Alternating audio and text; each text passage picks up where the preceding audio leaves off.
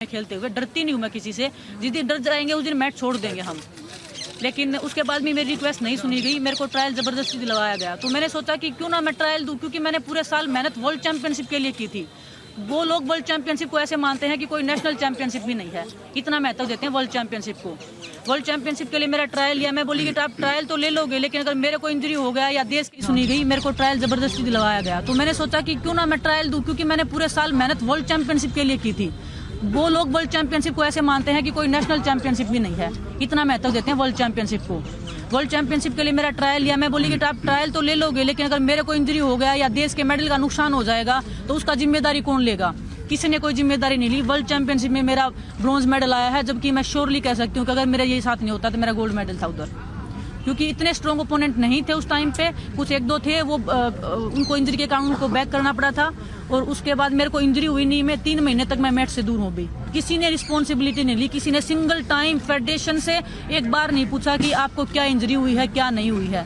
अभी उसके बाद बोला गया है कि आप नेशनल खेलो। जब मैंने नेशनल के लिए मेडिकल लगाया है तो बोलते हैं कि नहीं खेलोगे तो आपको नहीं खेलने दिया जाएगा। तो ये जबरदस्ती का मतलब बैन लगा देंगे। और सीधा मेरे पे तो इतना बार आता है कि इनडिसिप्लिन। क्यों हूँ मैं इनडिसिप्लिन? क्योंकि मैं बोलती हूँ, क्योंकि मैं आवाज उठाती हूँ। आप लोगों ने देखा कि टोक्यो के टाइम पे क्या हुआ था। मैं आवाज उठाती हूँ तो उनको पसंद नहीं आता है, वो सोचते हैं कि इनको कैसे रोका जाए। अंशु है इधर, सोनम है, ये ओलंपिक्स में मेरे साथ थे। इनसे पूछे क्या इनके मैं साथ रही नहीं हूँ। बजरंग भी उधर था, इन्होंने देखा था क्या मैं इनके साथ नहीं रही हूँ, क्या मैंने इनके साथ ट्रेनिंग नहीं किया। टोक्यो ओलंपिक्स के बाद मेरे को बिल्कुल देशद्रोही बना दिया था एक किस्म से फेडरेशन ने। अध्यक्ष जी ने मेरे को बोला कि खोटा सिक्का। आपको भी पता है कि हिंदुस्तान में एक लड़की को खोटा सिक्का बोलना मतलब क्या निकाल सकते हो उसका आप।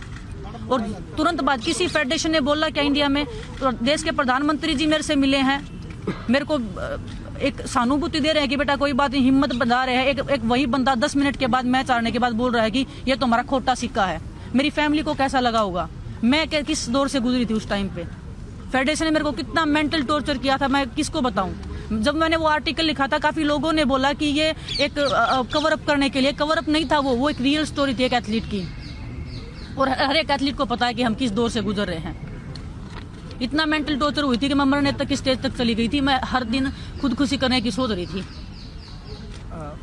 क्या मैं अगर मेरे को कुछ हो जाता, मेरी फैमिली क्या करती मतलब मेरे बाद, कौन जिम्मेदारी लेता इस चीज की। और मैं आज भी बोल रही हूँ, अगर किसी भी खिलाड़ी को कुछ भी होगा रेसलिंग में तो प्रेसिडेंट, देश जो हमारे रेसलिंग प्रेसिडेंट है वो जिम्मेदार रहेंगे, हमारी फेडरेशन जिम्मेदार उस चीज की। हम इतना मेंटल टॉर्चर है। बजरंग मेरे को बोलते हैं कि मेंटली वीक है। मैं मेंटली वीक नहीं हूँ, मैं 10 सालों से मैं सीनियर में खेल रही हूँ। उसके बाद भी मेरे को बोल दिया जाता है कि हाँ चलो इसका तो मेंटल स्टेटस ठीक नहीं है। इसको तो बहुत गुस्सा आता है, मेरे को गुस्सा नहीं आता। मेरी फैमिली से पूछो, जब मेरा जिस रेसलिंग को मैं 5 साल से जब 5 साल की थी मैं, तब से मैं लड़ रही हूँ। उस रेसलिंग को मैं जीतती हूँ हर दिन। अगर वो रेसलिंग में से कोई छीनने की कोशिश करता है, मेरे को गुस्सा उस टाइम पे आता है। मेरी इतनी इमेज मतलब गलत पोर्ट्रेट कर दी गई है मीडिया में। फेडरेशन हमारे बारे में इतना नेगेटिव निकलवाती है मीडिया में। हम एथलीट पे कितना मेंटली मतलब इफेक्ट करता होगा उस चीज का। क्या किसी भी फेडरेशन ने इस चीज का कभी रिस्पॉन्सिबिलिटी लिया कि हम एथलीट का मेंटल स्टेटस हम जाने कि क्या है क्या नहीं है, किस लेवल का है।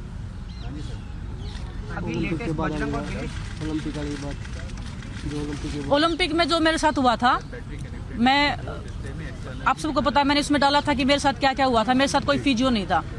क्या उस टाइम पे हम 4 महिला खिलाड़ियों के साथ में फिजियो जाना जरूरी था या अध्यक्ष जी का जाना ओलंपिक विलेज में जरूरी था? उनके साथ में जो हमारी विनोद जी सेक्रेटरी हैं उनका जाना जरूरी था, या मेरे साथ या मेरी जो महिला जो 4 लड़कियां थी उनके साथ में कोई महिला फिजियो का होना जरूरी था? क्या किसी ने उनसे सवाल किया इस बारे में? मुझे दोषी ठहरा दिया गया। जब मैं वेट कम कर रही थी 2 दिन तक, कोई मुझे संभालने वाला नहीं था। मेरे मुंह में पानी की बूंद नहीं थी 2 दिन तक। ये लड़कियां हम आपस में रो रहे हैं कि ये मेरे को बोले कि दीदी क्या करें। मैं बोलूं बेटा मैं क्या करूं। ये लड़कियां जूनियर हैं, ये हमसे जवाब मांगते हैं कि दीदी क्या चल रहा है, ये आप लोग इतने सालों से कैसे सर्वाइव करें। मेरे बेटा सिस्टम के साथ मिल क्या लड़ाई करें, हिम्मत कहाँ से लाए। आज ये हिम्मत मिली है तो यहाँ आए हैं। और हिम्मत है ये हमारे जूनियर खिलाड़ी हैं जो हमारे साथ खड़े हैं। और हम भीड़ इसलिए इकट्ठा नहीं करना चाह रहे क्योंकि हम शांति से हम प्रदर्शन करना चाह रहे हैं। नहीं तो देश के सभी पहलवान जो रेसलिंग में जुड़े हुए हैं वो सभी हमारे साथ हैं। और ऐसी चीज़ नहीं है कि हम यहाँ 20-30 आदमी आए हैं तो सिर्फ इसलिए हम बस शांतिपूर्वक इसका समाधान चाह रहे हैं। बजरंग जी, डिमांड क्या है आप लोगों की? और आप लोगों की सीधी बातचीत और पहुंच प्रधानमंत्री तक है, फिर आप लोगों को प्रदर्शन पर क्यों बैठना पड़ रहा है? आपकी बात पहुंच क्यों नहीं रही ऊपर? देखिए, हम चाह रहे हैं कि भाई जो फेडरेशन है उसका बदलाव हो, और प्रधानमंत्री जी ने हमेशा खिलाड़ियों का सपोर्ट किया है और हमें उम्मीद है कि अब भी वो हमारा सपोर्ट करेंगे और ये समाधान प्रधानमंत्री जी और गृह मंत्री जी जरूर करेंगे। बजरंग, आप एक वीडियो के बारे में बोल रहे थे जिसमें वो गाली बजरंग आप एक वीडियो के बारे में बोल रहे थे जिसमें नेताजी गाली गलौज कर रहे थे, जो आप बोल रहे हैं। हाँ जी भाई, उसके बारे में विस्तार से बताएं कि वो कब की घटना है, कब गाली गलौज? वो अभी उधर की है, रांची की है, और पिछले नेशनल था और कोई खिलाड़ी था, वो उसमें शायद हरियाणा का ही खिलाड़ी हो कोई, तो उसको बोला था उन्होंने कि हरियाणा ने आज तक कोई नेशनल करवाया है, तो उसमें ऐसा अभद्र शब्द प्रयोग किया गया था जो मैं आप लोगों के सामने नहीं बता सकता, क्योंकि हमारे साथ महिला खिलाड़ी भी हैं और जो शोषण हमारे जो कुश्ती के साथ हो रहा है तो वो बहुत गलत हो रहा है।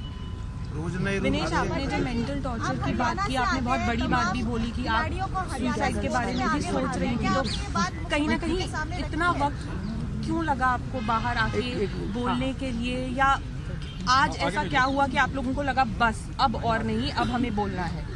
देखिए, आप सबको पता है, बहुत सारे जर्नलिस्ट जो स्पोर्ट्स को कवर करते हैं उनको पता है कि कितने पावरफुल वो हैं, कितने बार के वो एमपी हैं, पैसा उनके पास है, पावर में वो बैठे हैं, पावर पोजीशन पे बैठे हैं। तो हम एथलीट को मतलब यही कि वो पहली बात तो हमारे पास धमकी आती है छोटी छोटी चीज़ों के लिए कि आपको जान से मरवा देंगे, जान से बढ़ के तो कुछ नहीं। ये उनके जो खास लोग हैं उनके फोन पे जब लीजिए, मतलब फेडरेशन मैं नाम जब जरूरत होगी मैं नाम लूंगी, मैं ऐसे ओपन में नाम लूंगी तो मेरे लिए भी एक लीगली मेरे लिए भी वो हो जाएगा, लेकिन हाँ जब जरूरत होगी मैं नाम भी लूंगी। टोक्यो ओलंपिक्स के बाद में फेडरेशन के ही खास बंदे हैं। टोक्यो ओलंपिक्स के बाद में मेरे पास जब मैं प्रधानमंत्री जी से मिली, मैंने शिकायत किया, प्रधानमंत्री जी ने मेरा सपोर्ट किया, मेरे को 2 साल के लिए बैन कर रहे थे इनडिसिप्लिन में, जबकि मेरा कोई गलती नहीं था।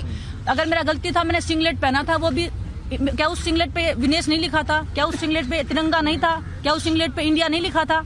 इतना जो हमारा किट होता है वो इतना 0 क्वालिटी का होता है कि हम उसको पहन के कंफर्टेबली फील नहीं करते, तो मैट पे क्या ही रेसलिंग करेंगे।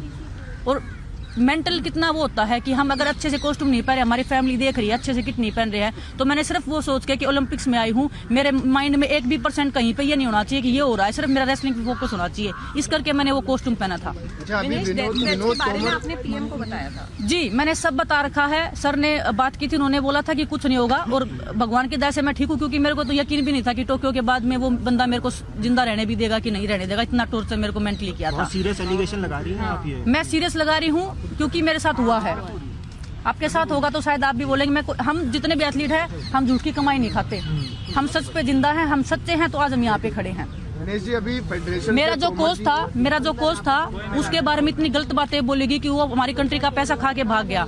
आज कोई भी बाहर से कोच यहाँ आने को रेडी नहीं है, सिर्फ क्योंकि इन्होंने इतनी इमेज पोर्ट्रे कर दी। हम किसी को सामने से अप्रोच करने लायक नहीं छोड़े कि प्लीज आप हमारी कंट्री में आइए, हमें कुछ सिखाइए रेसलिंग के लिए।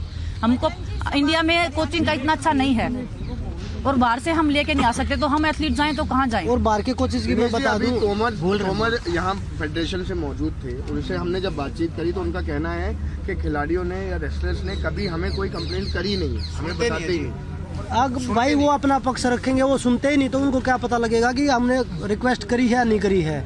और मेल भी होंगे हमारे पास, उनके पास किए हुए। छोटा सा एग्जांपल है, मैं ओलंपिक के बाद से लगा